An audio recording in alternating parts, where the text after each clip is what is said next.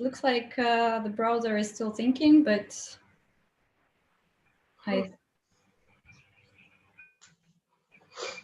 yeah, I think now we're live.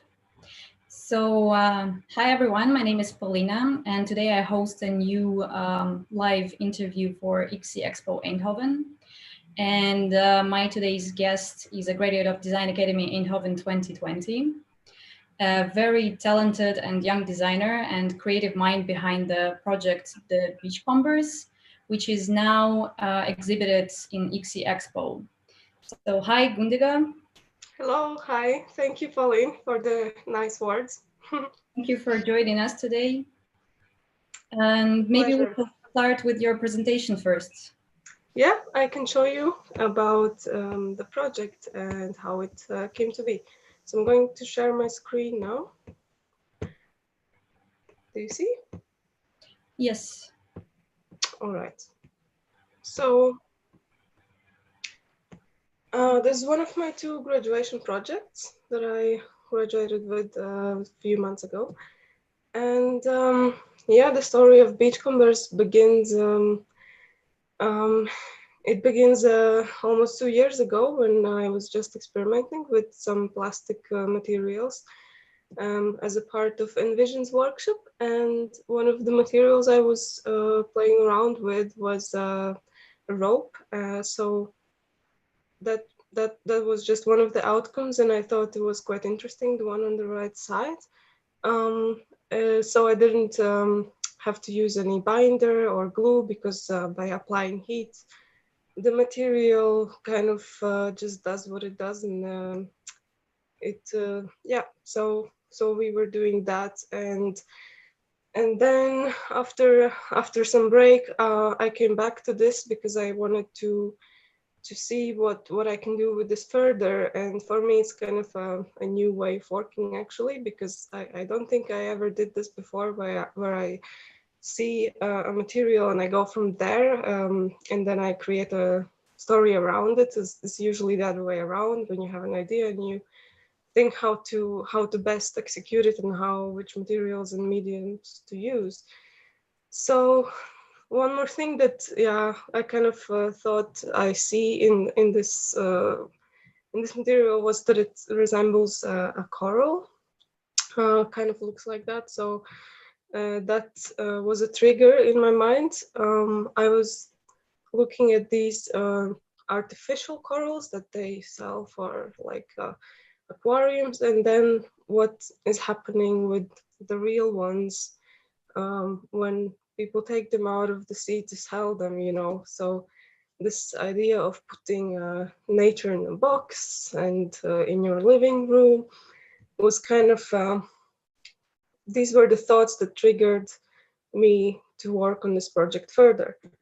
So what happens when we bring nature to our living rooms, and in the meantime, what is happening in the beach? And also this idea of fake holidays, artificial, yeah, these are photos from series Fake Holidays, I think. So yeah, sometimes maybe people even enjoy this even more because these beaches exist in big cities when you don't have access.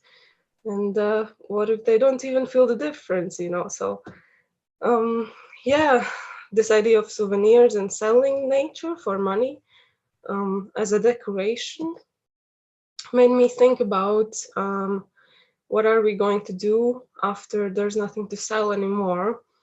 So what do we have instead? So then there's a very much waste from fishing industries, like nets and ropes, which I was using in my project. So then I was looking at these silhouettes from different street vendors and vendors in the beaches, just to get an idea of how can I build a character, and copying the silhouettes, which I thought were quite already creates like an image.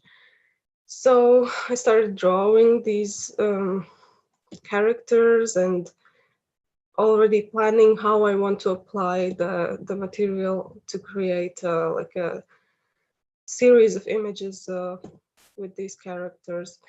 And one of the souvenirs that I saw in the pictures a lot was were baskets, and that is also one of the oldest crafts of the humankind. It's like been around for ages, and somehow when I was at home working, it kind of I took a vase or a bowl that was in my room without really knowing what to start making, and I could use it as a mold and apply the materials around it and heat it up so then it solidifies and it creates shape. So I decided to continue with baskets and to create a series of them. So these are the results of what I call my first collection of beachcombers, which you can see at ICSI right now. They are all there. And some of them are really huge, so like the blue one on the corner is, I can actually crawl into it. Yeah, and how did I, where did I get my materials? That's one of the most interesting parts of the project, I guess, is that I managed to collaborate with Healthy Seas. It's an organization that cleans, that applies ghost diving. So they have divers who go into the sea and they rescue these nets and then they bring them back to the shore. And they work with different big organizations, companies like Aquafil, where they use the yarn to make socks and swimwear and all kinds of things. So I was quite happy that they were willing to share this material with me as well, a private person.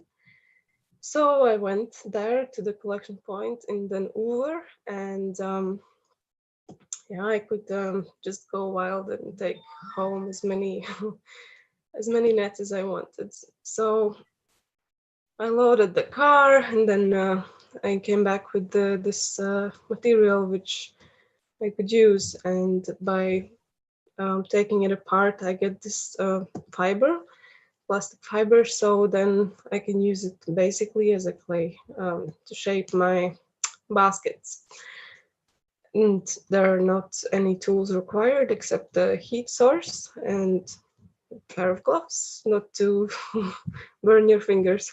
And then I can also apply stitching to make the finishing touches and make the baskets maybe more elaborate with more detailing, and it also kind of brings the object together, and you can get rid of the gaps and things like that. So finally, I created these photos as well to kind of show how I see um, these baskets being out there. So I imagine that they would be made by people who are surrounded by this type of waste, and they have decided to take the matter into their own hands to clean up their home with, I mean, people who live around the sea, and then they can sell these baskets, let's say, as a souvenir to the tourist trade, because this is what they have. They don't have corals anymore, they don't have seashells, because, yeah, of which is all connected with the tourism industry and consumerism and global warming. So this is what they have instead. And that's kind of what I wanted to do, to tell with this project. Well, thank you very much for your presentation. Also, a lot of beautiful drawings and images, I have to say. Thank you. And also you you graduated in 2020, and this is the year which is not going like as planned at all. No. So it's the first time that you didn't have a graduation show during Dutch Design Week. And also I'm assuming that the process was different because of all the corona regulations. Yeah, Can you indeed. tell how it was going? Yeah, it was really challenging, but personally, I feel quite happy that I didn't have to use any workshops specifically in the school. So the that's the benefit of creating kind of your own methods. And um, so yeah, but I was very much missing the physical appointments with the teachers, and it was quite hard in the beginning, so I needed to push myself. But I think some good things came out of it as well, because I probably wouldn't have found Healthy Seas otherwise, because I really like to work independently and I like to only rely on myself. So I was planning to visit different fishing villages in the Netherlands to just go and talk to people and get the material. And for me, it was not, uh, it was out of my comfort zone to write all these emails to different companies asking for things from them. I was quite skeptical. I didn't think that would happen, but I realized it's my only chance to actually get the real waste material. So I think that's the bright side. So for me, that kind of, yeah, and it's quite well. Yeah, and yeah, you were working with Healthy Seas, right? So you had to write a lot of emails. Like, how hard was it for you? Like, how many emails did you have to send, like, to different companies? And I can imagine that maybe if a company did have experience with a designer before, then they would be more open for it, maybe. But could you share your experience of how did it go, and yeah, how did it happen? Yeah, I don't remember how many emails I sent exactly, but I think it was probably around 10 or 15. And sometimes the reply came really late. So I was already thinking about ways to do it differently, to just order new ropes and kind of fake it. But yeah, I'm really happy I didn't have to do that, because um, after some time I got a reply from Healthy Seas that they would be happy to collaborate. So I had to send them more elaborately the project that I was planning to execute, and maybe, and also I had to mention what's in it for them, so kind of, I'm not going to pay for the materials, but I can offer them exposure, publicity. At that time, I remember I was mentioning Dutch Design Week, which I'm sorry I couldn't deliver. But all in all, I think it's been very interesting for both of us, and it's been a really good collaboration. And I also had the opportunity to meet the person I was emailing with when I was in a brief visit in Milan. And we have a really friendly relationship and still keeping in touch. And so I'm hoping for a longer collaboration. So when things settle down a bit and it's a bit more clear what I'm doing next, I hope to use the materials again. And so it's like a nice relationship that you need to establish, and be that it's beneficial for both sides. I think that's the key. Yeah, I think it's a really great example of what you can achieve, being persistent and, establishing this kind of connections.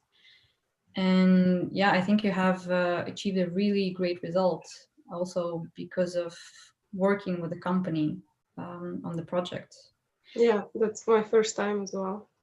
Thinking about waste material, I kind of imagine it, when they're getting it from the sea, as a mix of different items that are stuck together.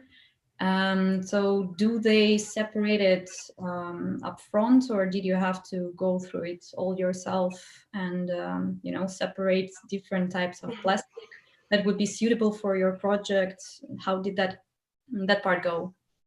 Yeah, it's I'm not absolutely aware of what plastics are in the ropes exactly. I know it's a mix of polypropylene, polyethylene.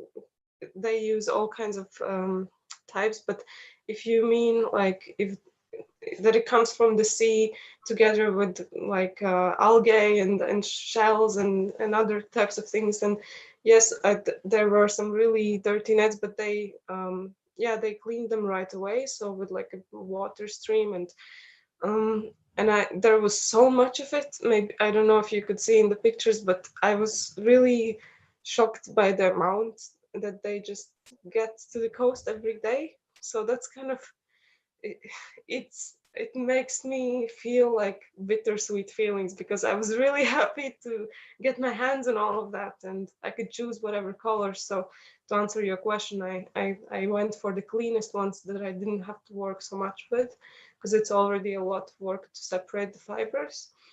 But yeah, so I could choose whatever colors I wanted, and it made me really excited. But at the same time, it's really shocking how much how much they just get out, and that's all like below.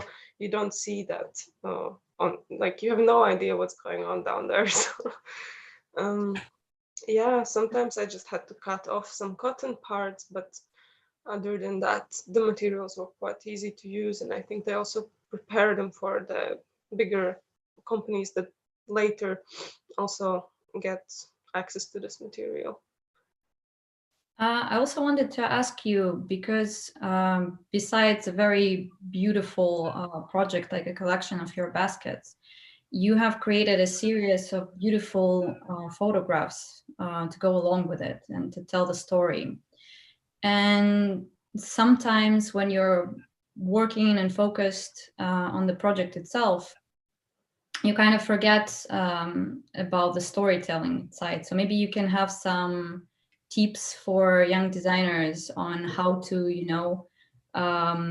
go with developing the object itself and the storytelling around it, Yeah, going side by side. yeah, yeah. Actually, I in the beginning, I only wanted to work on these images, and for me that was the most important thing, because I didn't want to make application for this material like a good utility thing you can use in your home. And there's a lot of projects about this, that you make products from waste to kind of make it about recycling and upcycling and like making usable things. But for me, it was more about making people realize the problem itself, and maybe also offering not the most functional solution, but yeah, like a art. It's more like an art project in that sense. Um, yeah, to create like a new activity, a new craft for people, so for communities. And so yeah, there's this book that I suggest everyone, by Dune and Raby, which I also was reading during the process, The Speculative Everything. And it tells about how when you make objects that aim to speculate a story, how it has to be like it has to belong in both our real world and in the fictional world, and it has to belong in both equally. So it cannot be more in the real world and more in the fictional world, otherwise it's not going to work. So you have to find the right balance, which is quite difficult to achieve when I think about that. And also, photography, I think, is a very powerful tool that you can use, because photography, as we see it as a medium, it shows us what's real, right? Like as a tool. So it's not a painting, it's not a drawing, it's not a rendering. It's just like freezing the what's in front of us. So I think it's a very powerful tool, and you can play with that. I think it might be really helpful also to use this approach, for projects. I have read your interview for Healthy Seas, and you have mentioned that you think of your process for the Beachcombers more as a craft, and it got me thinking, like, what do you think is the difference between craft and art? How do you draw a line between them? Hmm. Yeah, yeah, that's a good question. Because I think that craft is something that personally I see as a tradition, something that has been around for ages, and it goes from generation to generation. Um, and for me, I think at this point, my project is still more like as an art project, because it's me, one person who's working on it. But my ambition, my hopes for the future of this project is that it really does become a craft. So then more people will practice it and make use of it and perfect it. And that's the beauty of craft. I think that it's very, it stays, and yeah, it's timeless. So it's also art, but and it does have an utility. So usually craftsmen, they make things that you can use. And yeah, I think that's also something that makes craft different than art, but it's definitely in the category of art as well, I think. And with your project, you went a little bit in the dimension of speculation, you know, the future where people living in these villages with pollution would collect materials and create souvenirs. So how do you see the development of your project? Would you like to keep it in the realm of speculation, or would you prefer to make it a reality? Mm-hmm. Yeah, I would like to make it into a reality, um, because I think it would make the project stronger and bigger and more powerful. It's like the things; those are kind of my hopes for the future, because by giving actual people the chance to use this, I would be, I don't know, I think I'm planning to visit some fishing villages at home when I'm going home now for Christmas. And if I have some more time, I want to go and see. I know that there's a lot of poverty in rural areas and a lot of waste as well.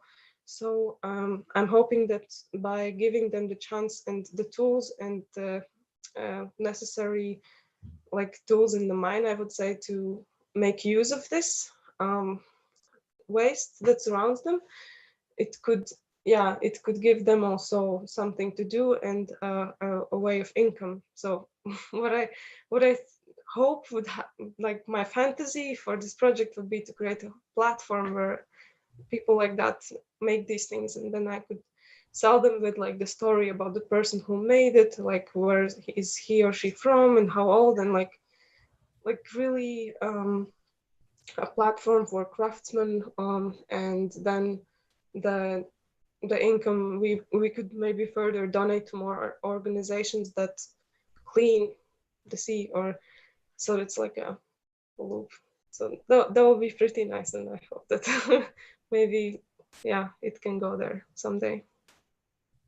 I really hope so too, because we have created a lot of waste, a lot of plastic waste, and I think we need projects like this that could be scalable and also help people to clean our planet and to create new beautiful things out of the waste that we have created.